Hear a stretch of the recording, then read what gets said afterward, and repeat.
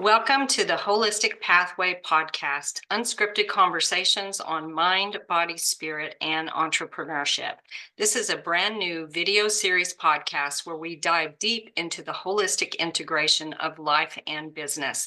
I am Tammy Coyne, your holistic alchemist, helping you change pain into possibilities and possibilities into purpose. I am delighted to have our conversation today with Adrian Nelson. He is a South African born person, grew up in the country without running water or electricity.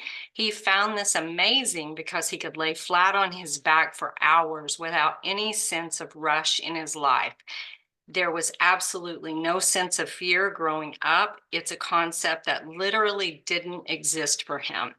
He is a born intuitive tarot reader, Reiki master, hypnotherapist, and deep tissue release massage therapist. Adrian is highly passionate about utilizing his life in service of humanity, and I am so excited for today's conversation. I hope you'll stick around and listen, and I hope you enjoy the conversation. Thanks for watching. Adrian, so good to see your face. What is so amazing is I have no idea how in the world we met. You are all the way in South Africa. I am in Arizona in the United States. You know, the internet is this amazing thing. I literally have no idea how we connected, and yet it clearly we were meant to know each other. So thank you so much for being here with me, and I'm just jazzed that you're here. And, you know, one of the things I read about you was that you grew up without this concept of fear. And for the viewers that know anything about my story, there was, I came from a history of severe trauma, abuse, and loss. And so growing up without fear, I mean, just tell me more about your life. I am just so excited to hear about that. Well, first of all, thank you for inviting me. It's such a pleasure to talk to you. And I think I didn't grow up with a sense of physical fear, in the sense of there was no physical danger, which was really, really great. I think it was the biggest blessing. There was actually tremendous amounts of trauma in my upbringing, though. So I should have probably clarified that. But there was extreme amounts of trauma, but there was no physical danger, which is actually great. And I think because my parents were very young when they had me, they gave me a lot of freedom.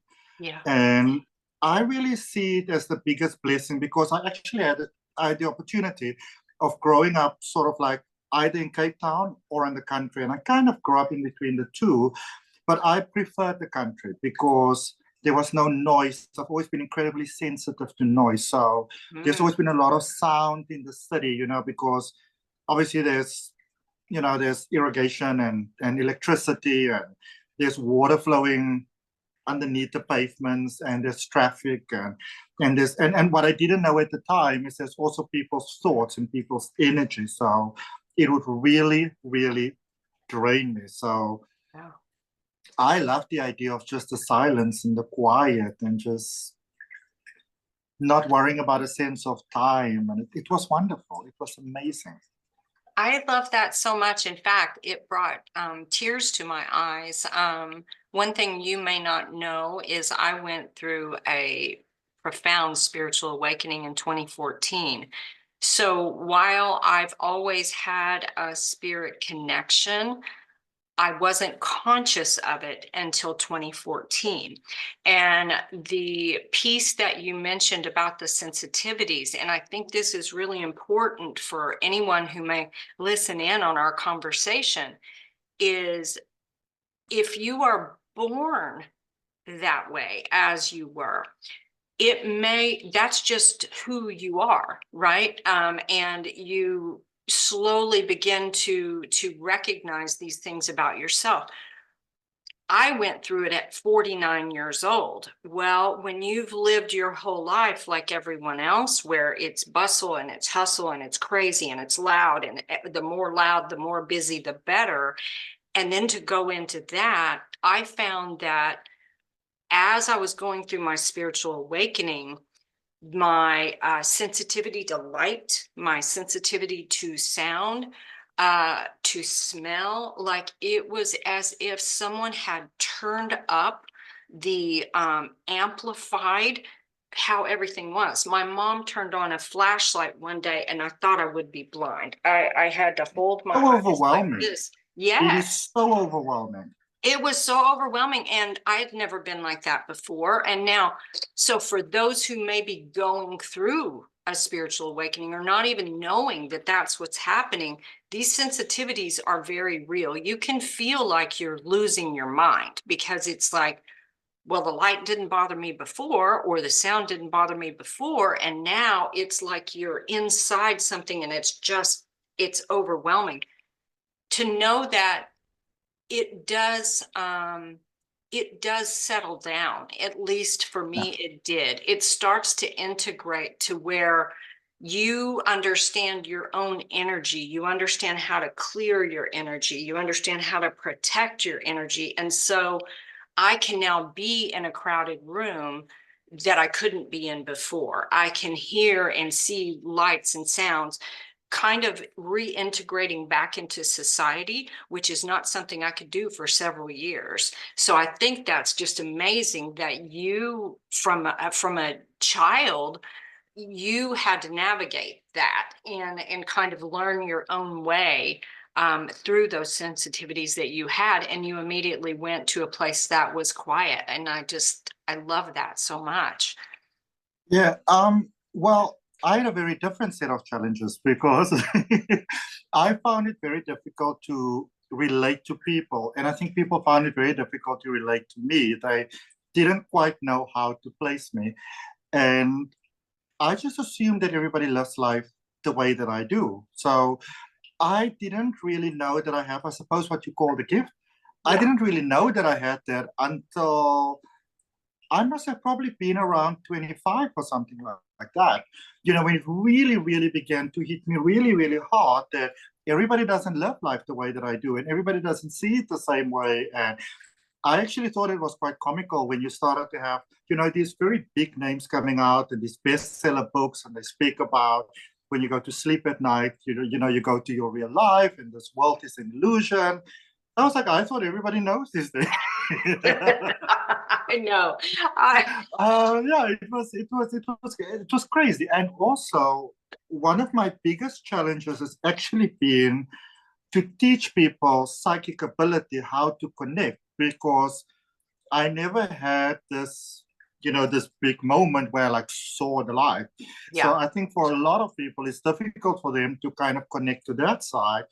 For me, it's always been difficult to sort of like, I can almost say like acclimate to the world. I could never understand people. Like I would, not to be prejudiced in any way whatsoever, but if I, for example, went to church and I saw, because I could always see energy, but again, I didn't call it aura or anything like that because, first of all, that verbiage didn't exist for me. And secondly, it was normal. It was always there. So I could never quite understand how all these people are just going for what this person is saying, but clearly this person is not, sort of like now we call it energy. So obviously the energy projection isn't matching what they're saying. And like, how are you all falling for this? And so obviously I had a lot of questions. And yeah, there was some crazy conversations that people were like, why are you always stirring? And I was like, no, not really. I really don't understand what's going on. So I would actually say that for anybody, and this I normally say to people, that anybody who is like a spiritual teacher, we always try, and I mean myself as well, and I'm really only stepping away from that now. We're always trying to teach people these really amazing, breakthrough, mind-blowing things. And I have just completed an 11 weeks coaching series with sort of like a psychic development thing, but like learning how to read oracle cards and stuff like that. Yeah. And people came back to me and they're like, so Adrian, you spoke about opening your heart, mind, and soul. How do you do that? Like, how do you speak to your guides? And I just naturally assume that everybody knows these things. So, Oh, instead of actually trying to reinvent the wheel, I think sometimes we should really, really focus on replicating that wheel, because I think we forget sometimes We do. that everybody doesn't grasp things in the way that we do, you know? It's 100%. And I found this happening too. I will do what I think is teaching something that is just mind blowing. And there will be some little nugget that I said that I thought was just, just offhand, like it just, Yeah. and people would go, wait, what did you just say? And I go, well, I don't know. What did I just say? Like, it's not even, it's the simplest little thing, but it's not simple to them. They've never Yeah. actually heard that. And the way that I speak, because I've always been odd, I've been odd since I was a child, Can but relate. I called it, people called me shy, or people called me just strange. My astrological sign is Aquarius, so my sun and my moon are Aquarius. So that automatically makes me odd, right? And so it just, but I didn't know it was connected to anything else that I have, anything else that I do. And so, like you, I would just talk and people would kind of look at me with big eyes like I had two heads or something. And I thought, I didn't know I was saying anything weird, you know?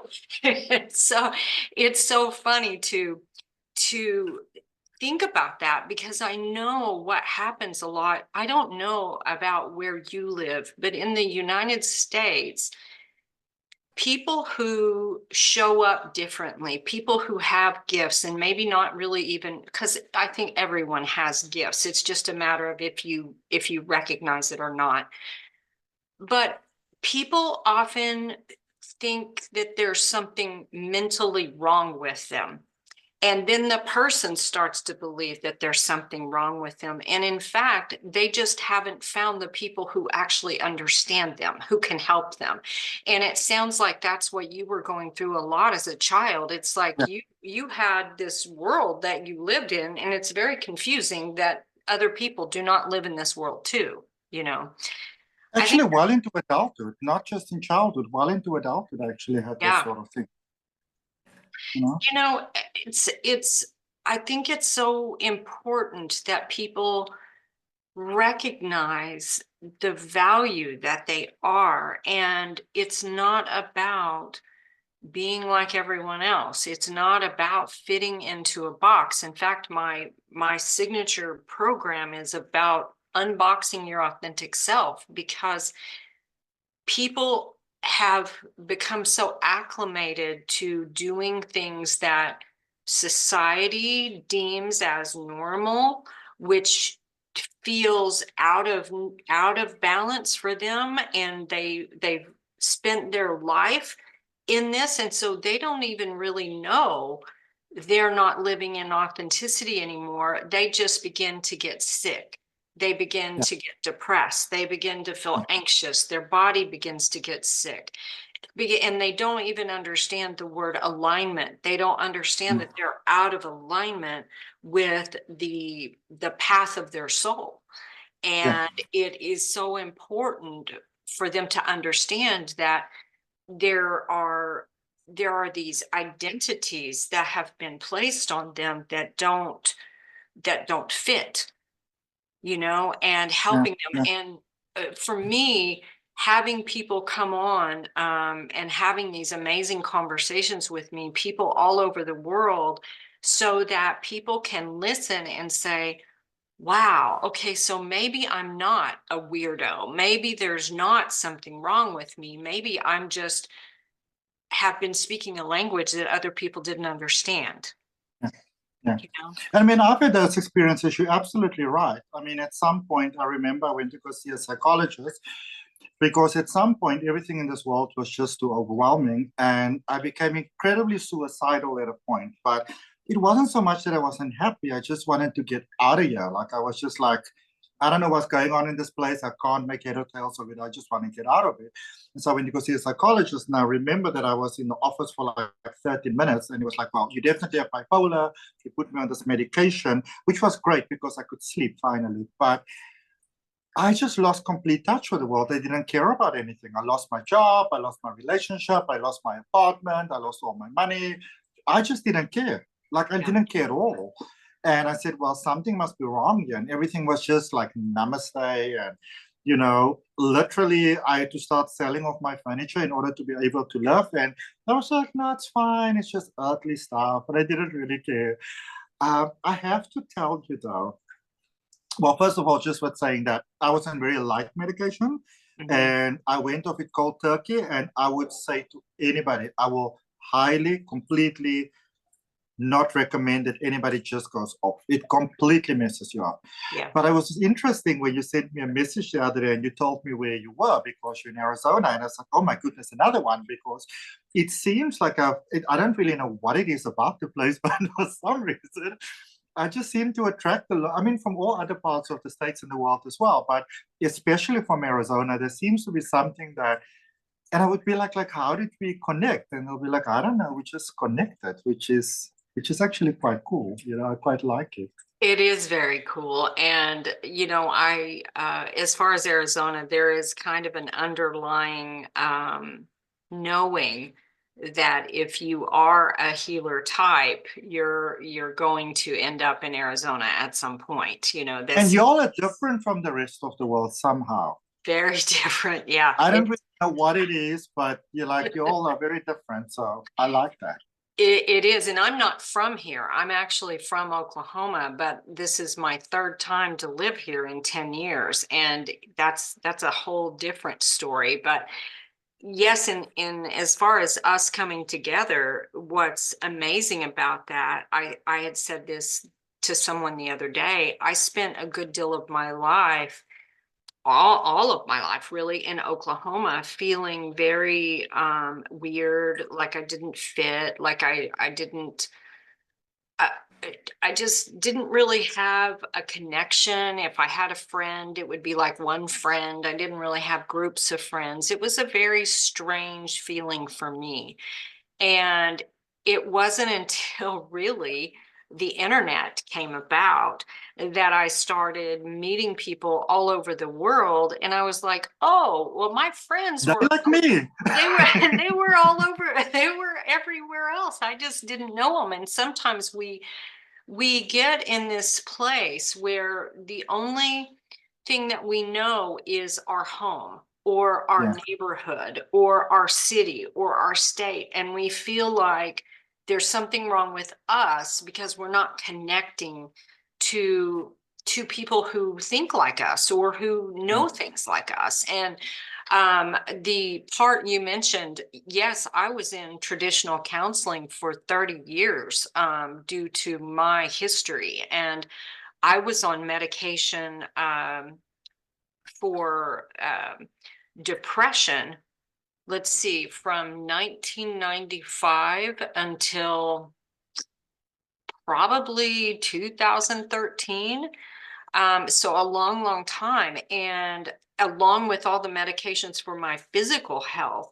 And I got to a point where I did not want to live like that anymore. And I was at a point where I honestly would have rather not been on the earth any longer than to continue living in illness with medication and all of that. And I've said this many times, I don't advocate for someone just stopping all their medications, which is what I did, or stop all Western medicine, which is what I did.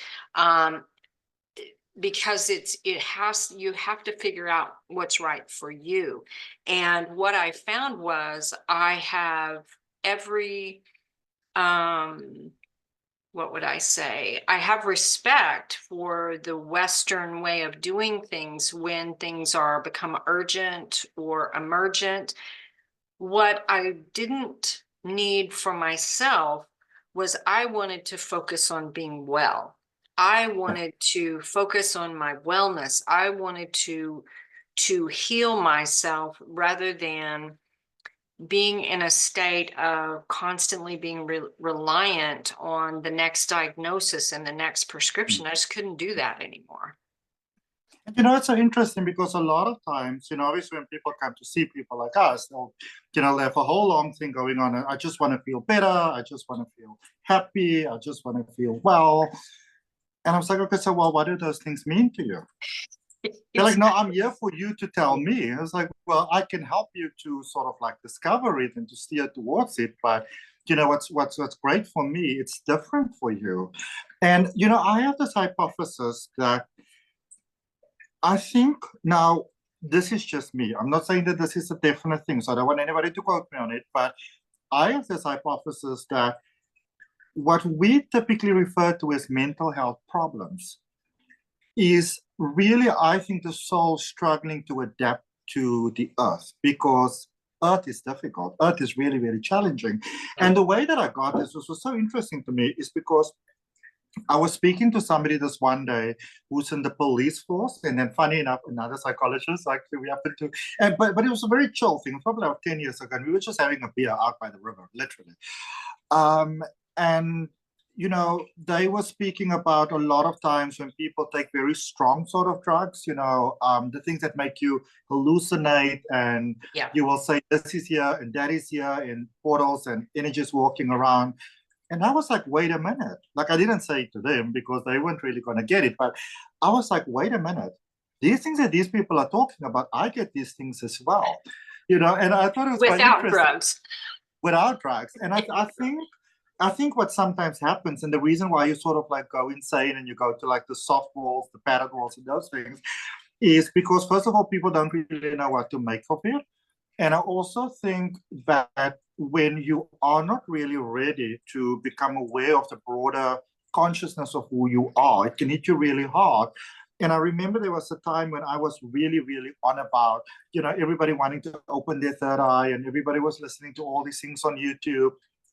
And I had a succession of these people coming to me that were kind of really having difficulty coping after they've done all these things. And I was like, hold up, people, hold up, people, hold up, people, And I've actually found that when you focus on just grounding and you focus on literally just your root chakra, you focus on being human, you focus on being on this planet, then first of all these other things happen automatically, because I think we forget that you came to this planet first and foremost to actually be human, and that is about the most divine thing that you can do. And it's obviously great that you do all these other things along the way. And even with psychic ability, because of course a lot of people will say that I don't have any psychic ability whatsoever. And if it's like a mother, for example, I will ask her, well, was there any time when you maybe had something that you felt your child wasn't doing well or something seemed a bit off? And she'll be like, yeah. And I'm like, well, that's psychic ability right there. Everybody got it. You're just not always aware of it. People have made it to be this, ooh, scary thing. And what is happening is they really just don't recognize that they are always getting these messages. They just haven't understood how to connect to the message or how to interpret what's going on. Yeah. And to your point, I've had this conversation with so many people about plant medicine, and I will say, whether it's ayahuasca or whether it is MDMA or whatever else, I hear all these different terms, and they'll ask me things about that, and I'm like, well, that's not my path. That's not the work I do. That's not my path. And I I can share what I know. There are people out there. I think there are a lot of people who have jumped on that bandwagon to sort of make a buck. I call these people Spiritual Steve and Spiritual Susie. So be mindful. I call it bubblegum spirituality. Yeah. So be mindful of that. And what I've said to people is my fear is that your spiritual journey, your holistic healing journey has steps, and each step is what helps you get the strengthening you need for the next step. And to me, if you're diving into these shortcuts, as I like to call them, you can really create some problems for yourself. You may unlock some traumas that you aren't quite ready to handle yet. And I'd had this conversation with a previous client, And he was very interested in that side of things. And I shared with him on many occasions, you can get that when you do your work without, kind of cutting around the work and going this other Yep. path. And So important. we talked about it many, many times. And then he ended up going too far one point. And he said, I am now terrified. Now I understand everything that you've been sharing with me, and I don't want any part of that at all. And I said, well, that's the thing, because you already have everything you need Yeah. within you. And sometimes there takes a level of growth or a level of healing or a level of maturity or a level of strengthening before you get to another level, but it is there. It will come for you. My experience with plant medicine has been, I don't have that much experience, but I remember about a year and a half ago, I had quite a lot of difficulty coping. And I was speaking to one of my friends who's a shaman, like a real shaman, not these YouTube fly-by-nights. And I remember I started microdosing. So I was microdosing psilocybin, which is basically magic mushrooms, lion's mane, which is really great for the brain, and cordyceps. So those were the three. So when you really genuinely microdose, it has been really great for me. Mhm. But then of course when I came back to Cape Town, I've been invited to some events and stuff, and then this is really where I see a lot of this bubblegum spirituality, where instead of for healing, people use these things for escapism. So, I was actually quite upset. I went to this one function this one time, and I got like a little chocolate, and they told me it's just a cacao chocolate. And I haven't really done cacao before, but I've been told it's kind of mellow. You don't have to really worry about it. And I had a really, really great time. Apparently the thing was loaded with MDMA. But then for the next 4 days after that, I was completely out of sorts, which I really didn't appreciate. And I think it becomes dangerous when we use plant medicine to escape the troubles of our lives, because that neurologically goes in a very dangerous avenue, and because it becomes like addiction. You just need more and more and more. Yeah. And you believe yourself to be all enlightened, and to see this and to see that, but you're really just high. You're really just high. And I mean, it's interesting because I remember when I first started, like most people, I just wanted to do everything. And everybody said, when you do ayahuasca, your life will change. And it was quite interesting that I wanted to do it because I wanted to have this full-blown spiritual, universal connection. And then my best friend is like, but Adrian, you have those things all the time. Yeah. And now fast forward so I've never actually done it. And I'll fast forward a couple of years later, especially with, because I'm very into hypnotherapy, as you obviously know, and NLP and, all those type of things, the mind and the brain. And I'm like, you know what? I don't really think that is a choice for me now. I don't actually think that I want to go that way. I don't really, from a health point, I'm not really so familiar with it. So I can't really give you that sort of information. Mm-hmm.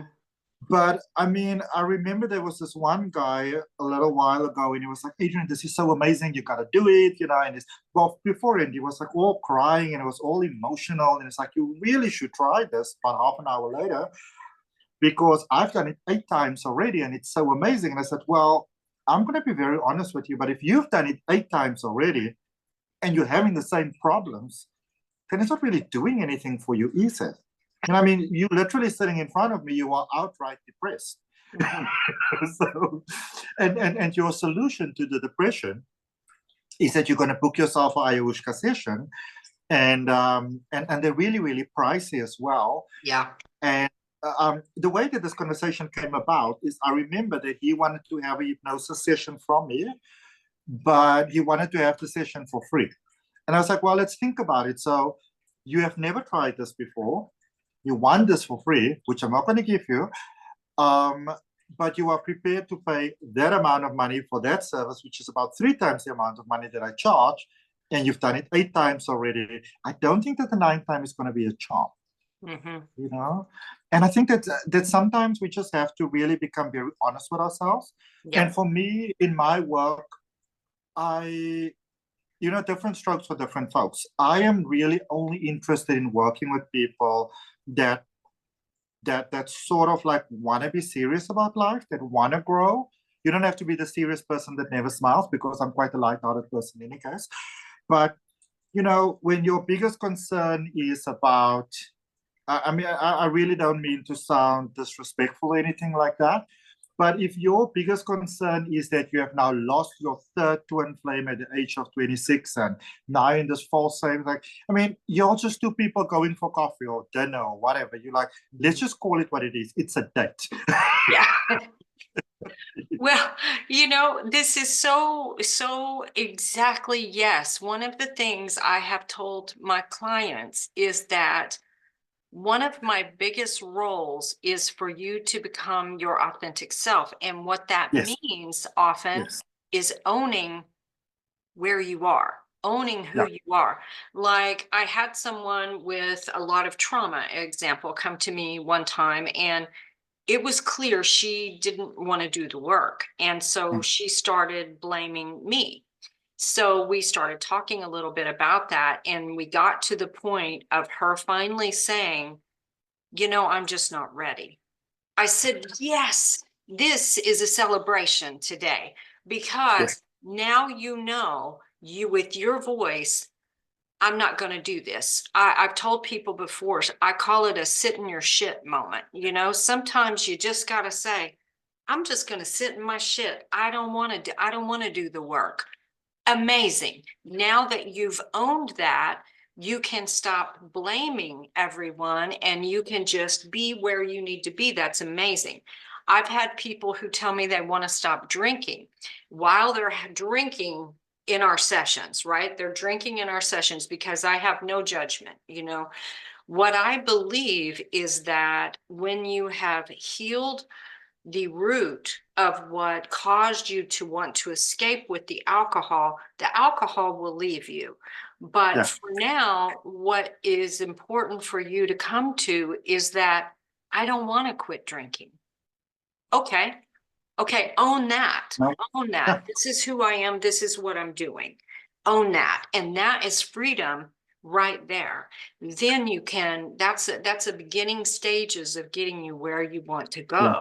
Yeah. And a lot of people don't see it that way. But for me, being authentic about who you are stops you from needing to hide, first of all, and hiding creates all kinds of problems for people.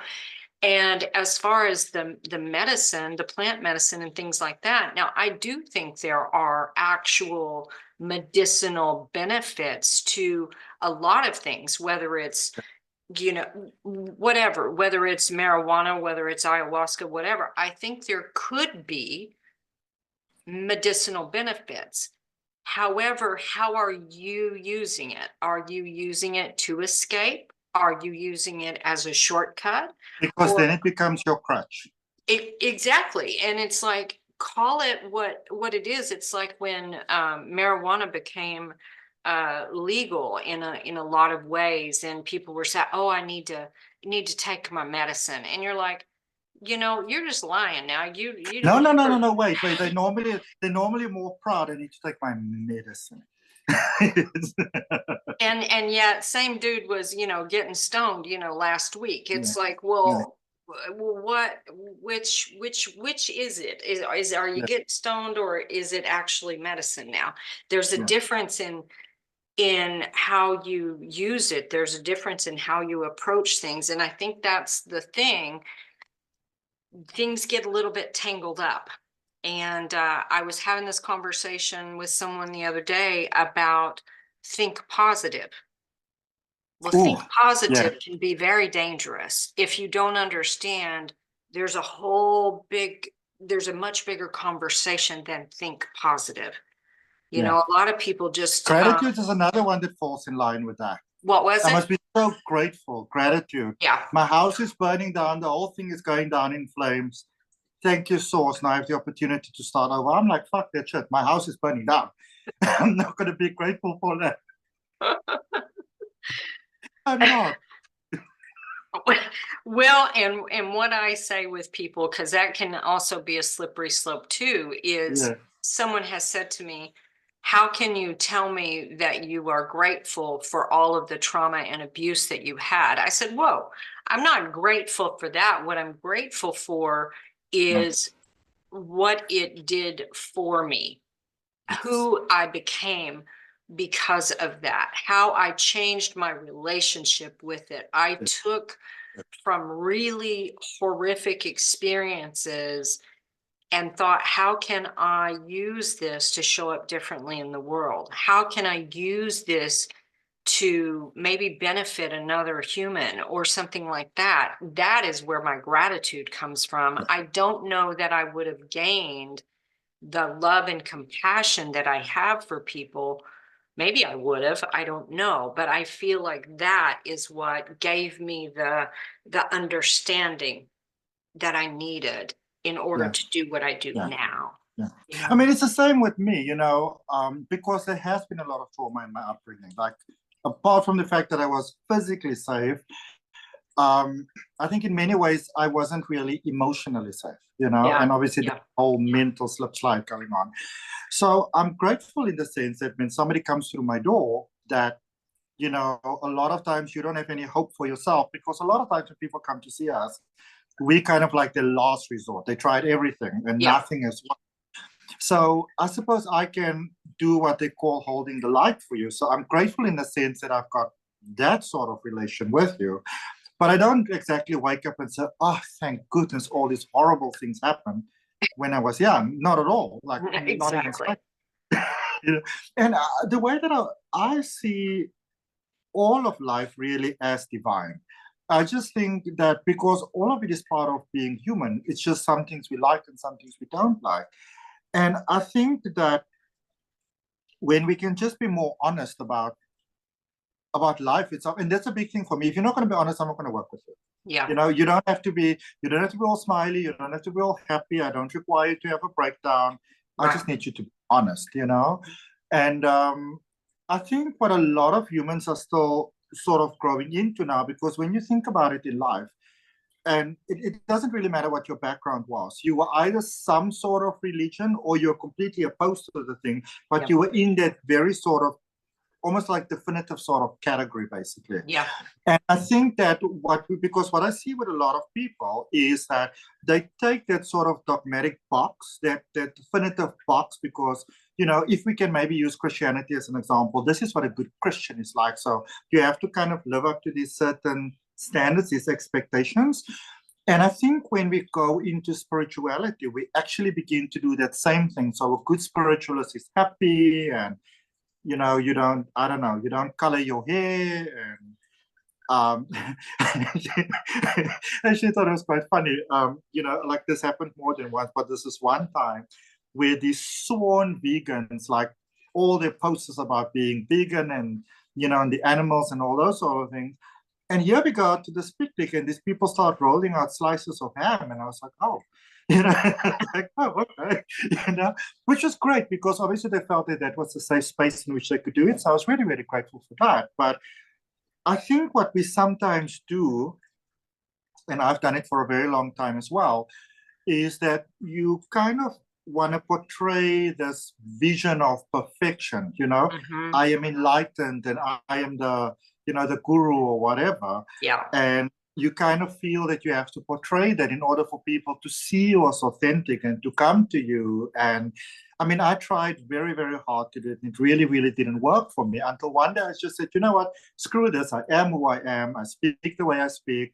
I've got real integrity. I believe in morality. I've got the best of intentions, but I'm not really going to sacrifice myself for that, yeah, because I think what we sometimes do is we try so much to be spiritual or to maintain the peace that we really sacrifice our own peace. And I mean, is that really peace in the first place? So I'll just say to people, listen, this is who I am. I mean, I even tried the vegetarian thing for a couple of years, and I was always sick. I had this infection and that infection, and my hair was breaking off, and I had all sorts of funny things happening with my skin. And one morning I was just like, well, where does my first responsibility really, really lie? yeah, Because I did it from a point of morality, really. I'm actually quite bothered by the way, the whole meat industry is going. yeah, But I realized that evidently this isn't really working for you. So I mean, you've tried supplements, you've tried tablets, and you've tried shakes, and you've tried, getting your proteins through like all sorts of herbs and stuff. And none of those things were actually working. And then, as it turned out, quite funny enough, I then spoke to one of my friends who knew someone else who was some sort of something specialist doctor, whatever.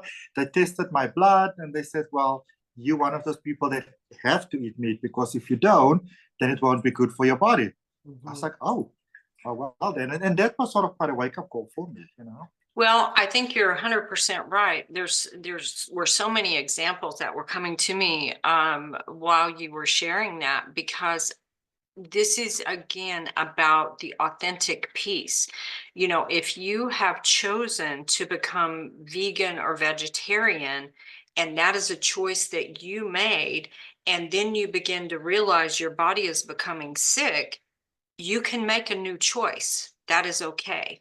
I know with my history and what my body goes through and what challenges I have, being a vegan is never not going to be an option for me. And that's a much more complicated decision. But I am trained as a holistic nutrition specialist, also through Hollow Body, through Mind Valley, and all these different things. And what I've learned how to do is what I would say consciously eat, cleaner eating, that kind of thing. And part of that has to do with what my body can process. But during my training, I learned about what's called raw food cuisine. Well, and I'm from Oklahoma. I thought they were going to teach me how to eat raw meat. Like I didn't know. I didn't know what it meant. And people laughed at me because I didn't know, but I really didn't know what that meant. And so I was so excited, like, wow, this could be life-changing, right? Let me try this. And I found that I always felt kind of sick. And I was like, well, I don't understand. Like I'm doing the things. What's the problem? The problem is it wasn't right for my body. And I might be able to do that to a small degree, but I can't have a whole lifestyle like that. And so that was just important for me to learn and understand that that's not authentic for me. And then to speak to something else that you said, several years ago, my son, I have adult children, and my son says to me, what happened to my mom? I'm like, I don't know. What do you mean? He goes, you're so like passive. He's like, I don't know you anymore, Mom. And I said, well, I don't understand what you mean. He goes, my mom is a get shit done kind of girl. My mom's got a lot of fire, and I don't know what's happening here.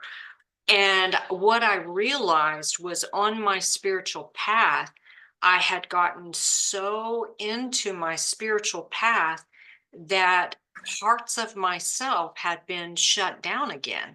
So it was like I was over here and my spiritual parts had been shut down. I get over here and it's like the fire element had completely left. And I am a fiery kind of girl, I am a get shit done kind of girl. And there's a lot of layers to me, and recognizing that I was not allowing all of those layers to come out. And so I think it's so important to speak to exactly what you said. It's beginning to know who you are enough to say, I thought this might be a good path for me. I tried it out and, that it doesn't work for me. Maybe a little piece of this and a little piece of that, because there is no one size fits all approach here. It is. But that is so great that you are saying that, because a lot of people are saying the direct opposite of that. Like, and I mean, they're not really vague about it either. If you are this, then you're supposed to be that. So it's very rigid. And I think that human beings are very pliable creatures in a sense, and you should let them be that. And I mean, for many years, I used to be a waiter and like a server basically. And And I remember I worked in the steakhouse. So here in Cape Town, I currently live at sort of like almost like the foot of Table Mountain, and then there's like this big, very touristy sort of waterfronty, very glitzy, glamorous. I don't really like it. Anyway, but I worked at this place and made lots and lots of money. And there was this group this one night, and I remember that this lady literally burst in tears at the table. And I was like, what's going on? And she was so heartbroken by, everybody's eating meat. And I went to this, I was like, what the fuck? This is a steakhouse. Like, I may not agree with it, but it's a steakhouse. They've got literally almost like, you get like those fridges, those like display fridges that almost like the cake stores normally use. They had like two of these outside, and one was sort of like seafood, and the other one was all meat. I mean, there was literally half a lamb in this thing. Yeah. I was like, and we had actually great options for, for vegetarian. Vegan wasn't so much of a thing back then. But I was serious, like, and everybody's like, Adrian, you should have a little bit more compassion. I was like, fuck no, this is a steakhouse. Yeah. Like, what did you expect? Yeah, what did you expect to see? If you go to a bakery, you're gonna expect to see cake. You may not eat it, it may not be for you, but to each their own. And I've always been a big promoter of that. Well, and that's 100%. And that's one of the things that I work with my clients so much on. It's having permission to be authentically who you are. And sometimes we don't know what that is. So it takes a while to peel that apart. But nothing is going to look the same for anyone else. It's your unique way of being in this world. What are your body's unique needs? And be connected to what it really is. We talk about triggers and things like that. It's important for people to understand that triggers are actually like little neon signs saying, hey, here's a place for healing for you. So if you find yourself in a steakhouse and you find that you are triggered and crying hysterically over that, well, this is not about the steakhouse. There's something going on within you that's creating this. What is it? Yeah. What is it? Is maybe, do you want to eat steak and you're upset that you're not eating? Like, what's happening right now? Like, let's get things into alignment so that you can show up and be proud of who you are and what that means for you. And it also doesn't mean that your needs may not change. They may change over time. And who you were and what you were into or whatever at one point in your life ideally will change and evolve as you do. And that's okay. It's people often feel like, you mentioned the religion thing earlier. So many people have been harmed within the confines of religion. And when I was harmed in that way, I remember people thinking that I had some sort of problem with God. And I was like, my problem isn't with God. My problem is with the structure, the people, the whole, whatever it is they're trying to put on me. That's the problem. And showing up as one face and you've got another face going on behind the curtain. I don't like that.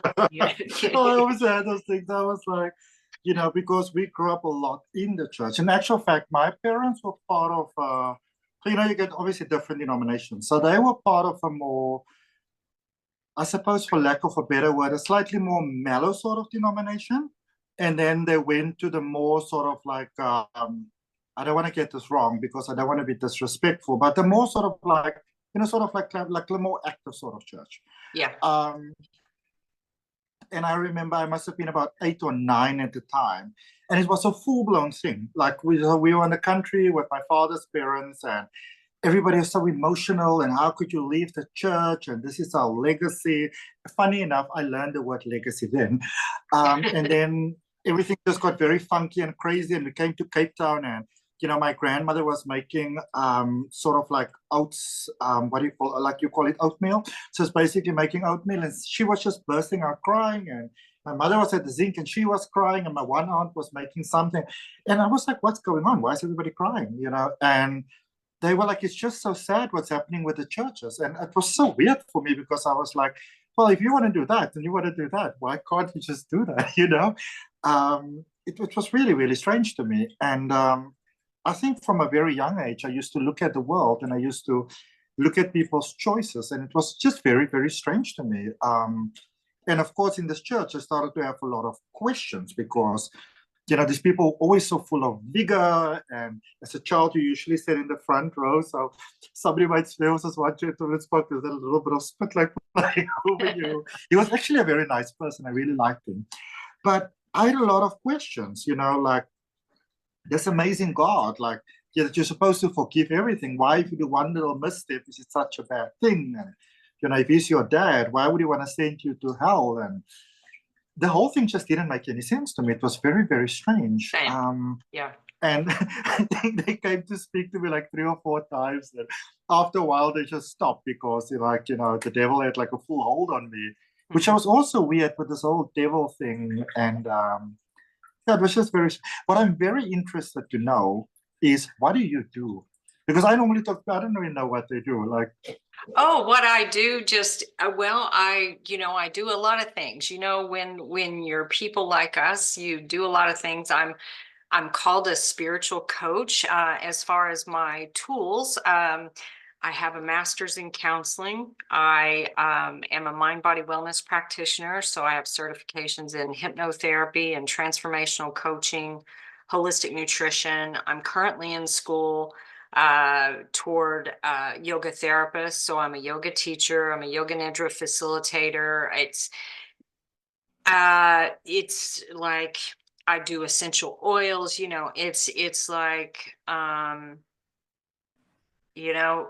like I call myself on the channel holistic alchemist, because I really do. For me, people are in pain, typically emotional pain, but can be physical pain too. Spiritual pain is often they often don't even recognize sometimes that it's spiritual pain.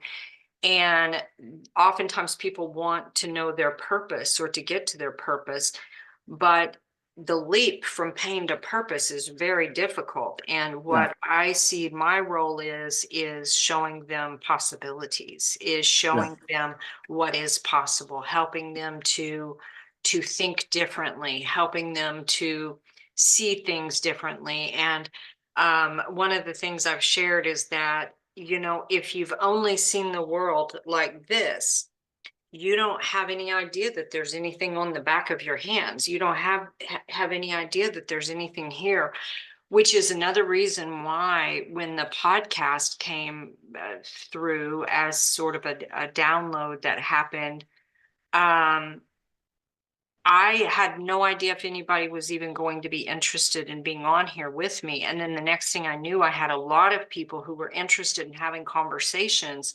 And I thought, well, what an amazing way for us not to only talk about our own holistic journeys, but we may say something that is just the little puzzle piece that someone has been needing to hear.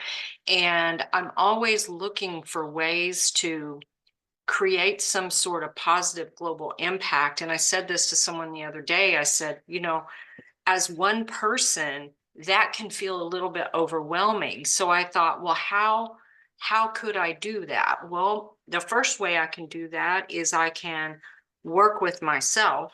I can work to heal myself. I can work to see how I show up in the world. And then each person I work with, whether they're a client or a student, then that helps them. And then that starts to ripple out. And then when the podcast came, and I'm so delighted that now I've got people in several US states, but also several countries already. And how can we as lighthouses come together and shine a brighter light on the world, not only for the people, but also for those who have been called into being lighthouses?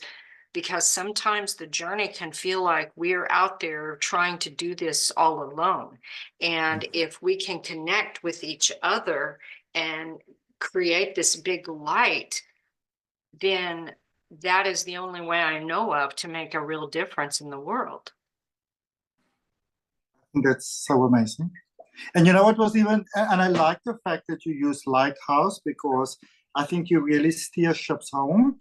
Yeah. And what was really, really strange to me is that I can't remember exactly. I think it was a Saturday morning. I can't remember, but I was just scrolling. I was sitting with my iPad. I just love my iPad. Like even this, I mean, I do everything on it. I really, really love it. But I was just sitting in bed and with my dog, and I was having coffee. And I remember I came across your post, and you were asking if anybody's interested, sort of like to be on the podcast. And I sent you the message. And as a person who lives alone with a dog, I was to speak to the dog, and I was like, Bruno, why did I do that? Because, usually, unless you openly ask me, Adrian, would you like to do this? I'm probably never going to say, yes, I'm going to do it. I was like, that is so strange. And my first instinct was actually to delete it. I was like, I just leave it there. And one of my clients actually has the same name as you, and she's an amazing person. And I said, you know what, I'm just going to go with that. Maybe that's the reason why. But yeah, it's like there's something really incredible about your energy. And that is not something that I say lightly. That is something that's very, very true, because and also I have this thing that when I somehow meet a person that's part of my, I suppose, closer sort of soul family circle, whenever I see them, I sort of see, it's almost like sunflowers that like sort of like radiate behind them. It's not really, not quite, but it's almost like that. Like, I suppose the closest you can experience like sunflowers. So somehow when I saw your image, I kind of saw these flowers, and then afterwards I realized, like, yes, I'm familiar with you, but I don't really know you. And No. it was just the weirdest thing that I just said yes, and I was very calm about it. And I was like, okay. So Well, that's how spirit moves through us. yeah. And when you sent me your some pictures that I will use for to when I share about your particular episode, I felt so connected to you and to them. And then when you showed up today, and I've had tears in my eyes through most of our conversation. I feel this connectedness with you, which I know is a spirit connection, and I love Yeah. it so much.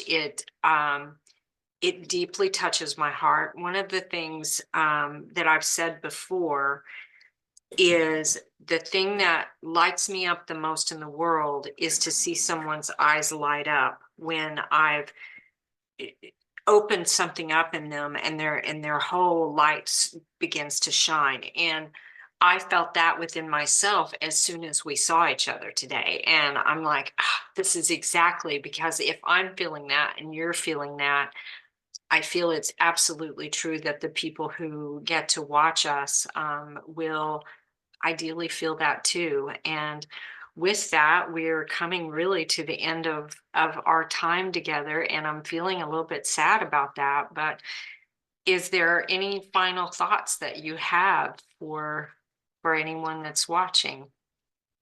I would say that I used to work so I've done a lot of stuff in my life.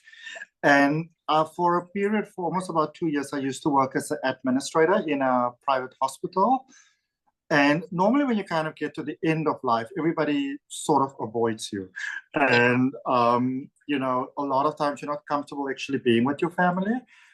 And for some reason, people's always been drawn to me. So I would just go and sit with you, and I'll just talk to you. And I think the youngest person that I probably had this conversation with was probably about 17. But typically older people, they're 80s, they're in their 90s. But everybody, whether they said it in a couple of words, whether this was a lengthy conversation, everybody always said the same thing. And that is that life is really short. Yeah. You blink your eyes, and I get quite excited about it when I speak about it, but life is really short. Yeah. And if you think of your life even a year ago, the whole thing is like a blur. So I think if there's one thing that I'd like to share with you, and that I try my best to do, which is not always easy. I'm sorry, my dog is going crazy there, drumming himself against the couch. But it said life is short and that every moment is precious and the thing is really gone really, really fast. Yeah. So, really, really just embrace life. I mean, don't sacrifice yourself and throw yourself under the bus for others and stuff like that. But I can't remember who this lady was. I think she was like 80 or something like that. And they asked about like 80 things that you've learned in your life. And the one thing that she said, and I was very young when I got that she said that frame everything with like in 5 years, will this really, really matter? Yeah. And I have kind of toned it down even to the point of 5 hours from now. Will this really, really matter? Will it really, really be important? And so I think I just want to say, you know what? There's always going to be problems in life. It is what it is. AI is here to stay. AI ain't going anywhere. And it's a good thing because if it wasn't for AI, we couldn't do this. I find it funny when people complain about AI on something like a Zoom call, So Yeah. I would say embrace life. You are really special. There's literally nobody like you. There's never been. I mean, it's a huge, massive deal. So live your life. Try your best to be a good human. Try your best to have compassion and kindness towards everyone, and especially yourself. And just embrace life for what it is now. Whatever the economy and the politicians and whoever and whatever's doing. Yeah. Whoever and whatever, exactly. You're here now. Yeah. And you're never going to be here again in the now. So yeah. Just be here. I've got this thing that, just to end off, I would say to people that everything is divine. Whether you sit on a mountaintop and you see the sun come out and you hear the birds chirping, or whether you're taking a shit, it's all divine because it's all part of the human experience. It's all beautiful. So embrace it all. I love it. Thank you so much for being here. Thank you. Thank you all for watching. You have been listening to the Holistic Pathway podcast, where I upload episodes of unscripted conversations about mind, body, spirit, and entrepreneurship every Saturday. I look forward to seeing you in the next episode. Thank you so much for watching and have a great day.